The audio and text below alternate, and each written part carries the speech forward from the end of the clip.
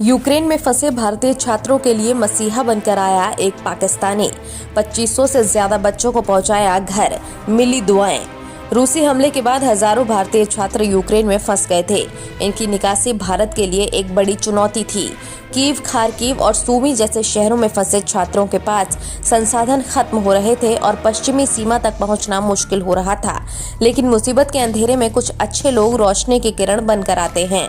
SOS India के संस्थापक Nitish Kumar Ukraine के युद्धग्रस्त इलाकों में फंसे भारतीय छात्रों को पश्चिमी बॉर्डर तक पहुंचा रहे हैं और इसमें उनकी मदद एक पाकिस्तानी शख्स कर रहा है। Rediff.com की रिपोर्ट के मुताबिक जब नीतीश ने भारतीय छात्रों को यूक्रेन से बाहर निकालने की सोची तो उन्हें कोई आइडिया नहीं था कि ये कैसे होगा। नीतीश को पता था कि छात्रों को हंगरी, पोलैंड, स्लोवाकिया या रोमानिया की सीमा तक पहुंचने के लिए ढेर सारी बसें और कारें चाहिए। इनका इंतजाम करने के लिए उन्होंने कई टूर ऑपरेटर्स से बात की, लेकिन उन्हें सफलता नहीं मिली। लेकिन यूक्रेन में रहने वाले पाकिस्तानी नागरिक मुआजम खान ने इस काम में उनकी मदद करने की जिम्मेदारी ली। रिपोर्ट के अनुसार नीतीश ने कहा, मुआजम हमारी टीम के लिए किसी ईश्वरीय वरदान की तरह थे। वो बहुत मददगार थे और कई बार तो उन्होंने भारतीय छात्रों से एक पैसा भी नहीं लिया। मुआजम ने 2500 भारतीय छात्रों के लिए सुरक्षित रास्ते का इंतजाम किया था।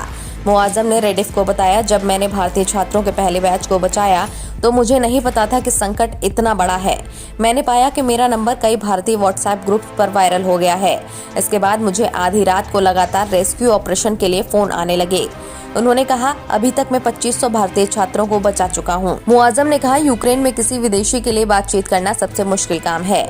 यहाँ ज्यादातर लोग यूक्रेनी भाषा बोलते हैं या कुछ लोग रूसी में बात करते हैं। यहाँ अंग्रेजी बहुत कम बोली जाती है। मैं उर्दू बोलता था और ज्यादातर भारतीय छात्र हिंदी बोलते थे, इसीलिए हम बहुत आसानी से एक दूसरे से जुड़ गए।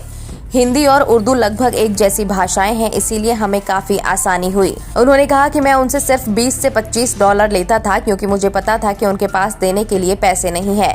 कई बार ऐसा हुआ कि मैंने उनसे पैसे नहीं लिए क्योंकि उनके पास सारे पैसे खत्म हो गए थे।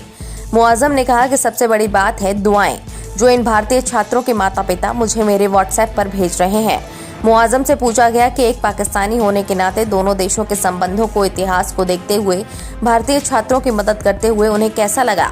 मुआजम ने कहा, आपने हाल ही में एक वीडियो देखा होगा जिसमें भारत की महिला क्रिकेट टीम एक पाकिस्तानी खिलाड़ी के बच्चे के साथ खेलती हुई नजर आ रही है। ये प्यार और इंसानियत है। दुश्मनी तो सिर्फ राजनीति है। दोनों देशों के लोग एक दूसरे से बहुत प्यार करते हैं। सोशल मीडिया यूजर्स भी इस खबर के बाद लगातार रिएक्शंस देते दिखाई दे रहे हैं।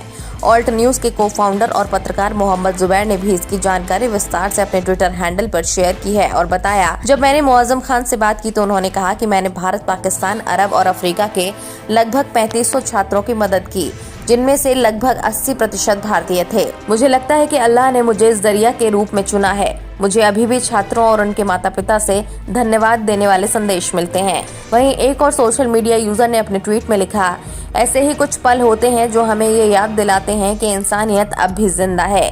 इस सहायता के लिए भारत की ओर से बहुत शुक्रिया मुआजम। उपसला यूनिवर्सिटी के प्रोफेसर अशोक स्वेन ने अपने ट्वीट में लिखा, एक पाकिस्तानी बस चालक जिसने भारतीय छात्रों को यूक्रेन से निकालने और सीमा पार लाने में मदद की। आपकी क्या राय है इस खबर को देखने के बाद? हमें कमेंट बॉक्स में अपनी राय जरूर दें। साथ ही हमारे चैनल को सब्सक्राइब करें और बेल आइकन जरूर दबाएं, जिससे हर खबर की अपडेट आप तक पहुंचे।